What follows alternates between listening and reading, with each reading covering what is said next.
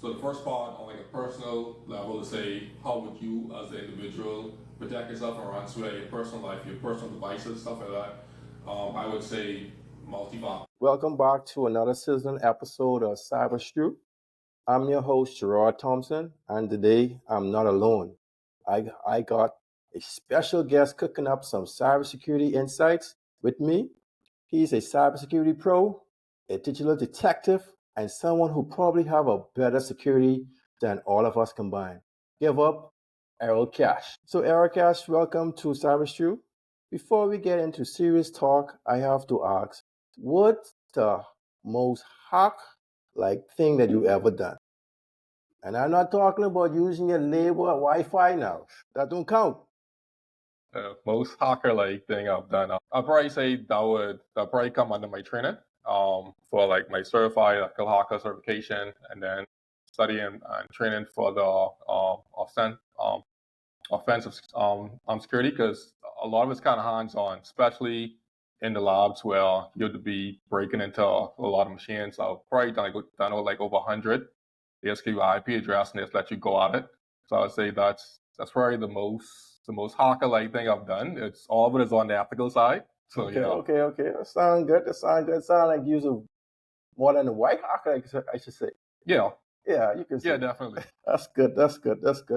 So let's talk more about some real world ransomware stories and some insights. Before we get into that, I want to talk about some news, some heavy hidden news on cybersecurity. So there was a leak where blockbuster ransomware chat logs revealed inner working and internal conflicts. More than a year worth of internal chat logs from a blockbuster ransomware gang have published online. Wow, online. Hope you guys heard that. Online. Provide unsolicited and valuable information into those type of things. But for me, I hope that everyone can understand what hackers really do to personnel and what their actual data.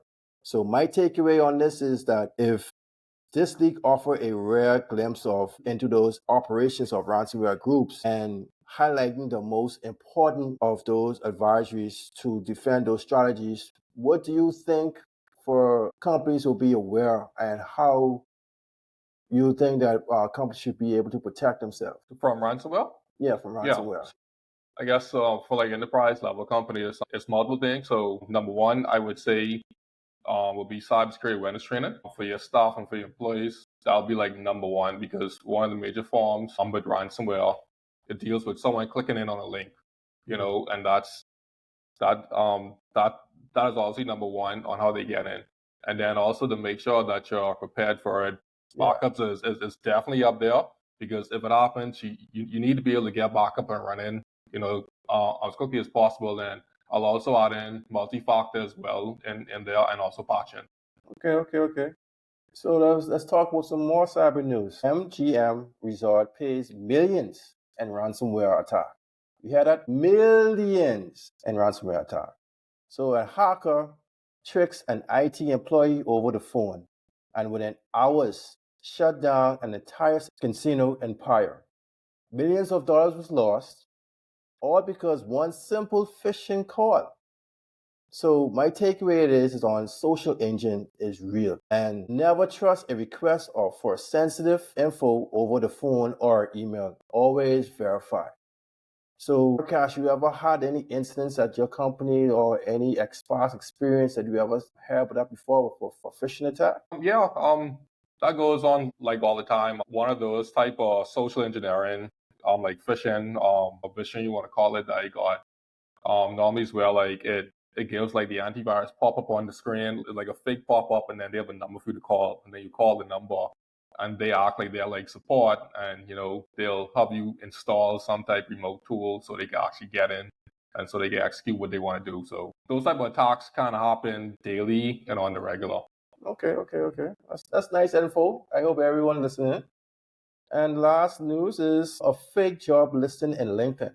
I know a lot of us goes in and create our LinkedIn profile and think that was a great job that we actually go ahead and apply. So a hacker are now luring people with fake job offers, making them download the application form and they're actually ransom. Once opened, your system is toast. So my takeaway on that is, if you apply for a job, hear me again, if you apply for a job, be extra cautious. So don't download no attachment unless you trust the source. You ever heard of that before? So let's engage more into more questions so the audience can get the understanding of what is cybersecurity and what is ransomware. So my first question is to you, Erikash. What's the craziest ransomware story you have ever heard lately? I think one of the most craziest most prominent ones would be I think this one ransomware happened last year June. That would have been with University Hospital in Croatia. Okay. That's actually the largest health system institute within that country. I think they have a population of about 4 million people. I think it's like an 1,800 bed hospital. So that could tell you how critical it is to their environment. And they got hit with ransomware from Lockbit, which is one of the largest ransomware groups known out there, and they also offer ransomware as a service. So they make it easier for anyone to to basically just buy the service, and you can do whatever you want with it now. That was one of the large because it completely shut down the entire IT infrastructure. They had to go back to the ancient days of writing things on paper and processing things manually. Why I think that one was so prominent was, and they went to a complete shutdown, but they were also able to recover so quickly. They were able to recover in 24 hours. For such a large organization to recover in 24 hours. So most likely that was due to having proper backup procedures. Oh, that's serious and very intense. At least they have good backups. Because some companies don't really have backups like that. Yeah. Or not even not actually that. Some companies don't even have a policy. Yeah, policy for it. Proper offsite backup, encrypted backup, isolated backup, to basically make sure your backups can't be hit by ransomware and stuff like that. Okay, that's great.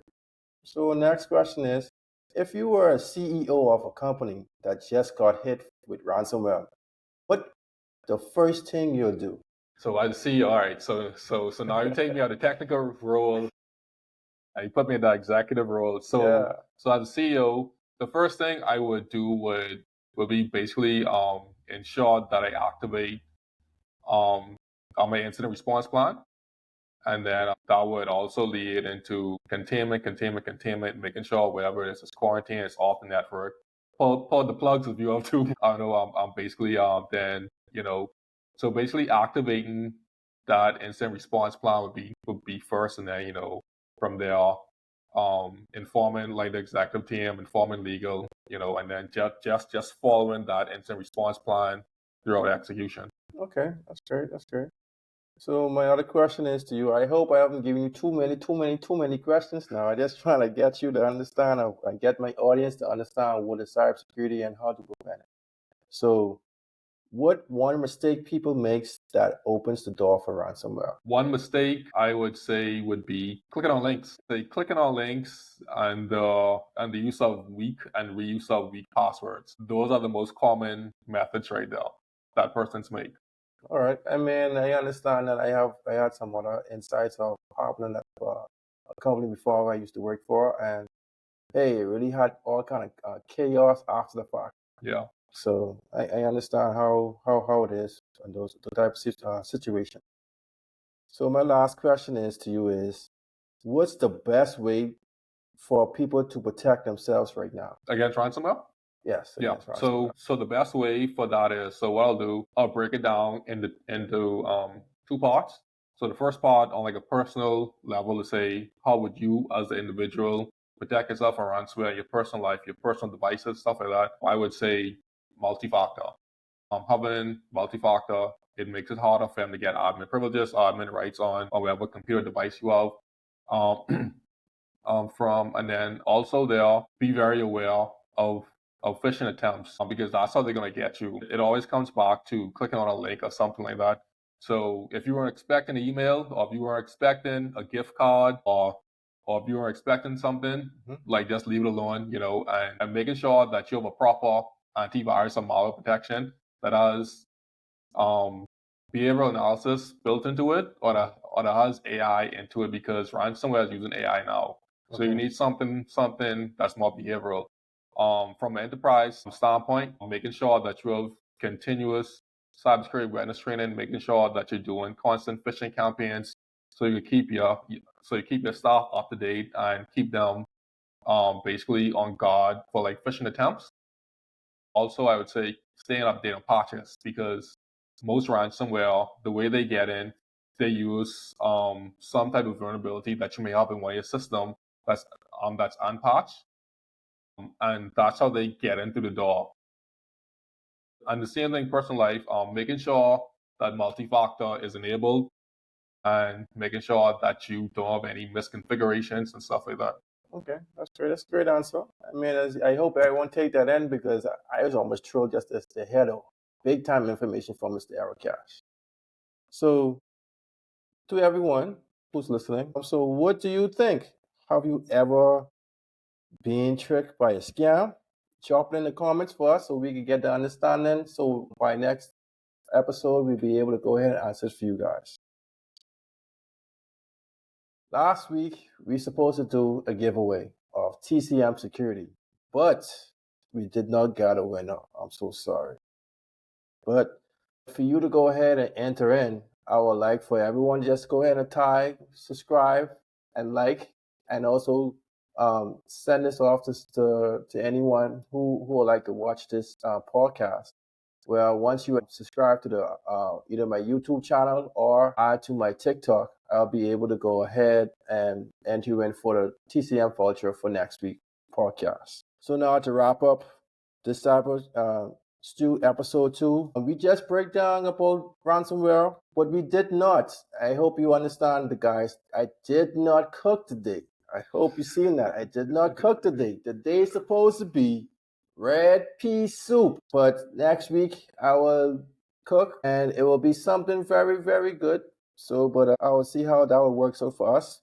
But right now, I'm giving big thanks to Mr. Cash. He gave a very insight of what is cybersecurity, and also what is about ransomware and how you can prevent it. So thanks again for everyone. Just make sure that everyone like, share, and subscribe so that you don't miss out for the next podcast. So I'm here, Gerard Thompson, and this is Cybersecurity, where we keep it hot and keep you secure. So see you next time.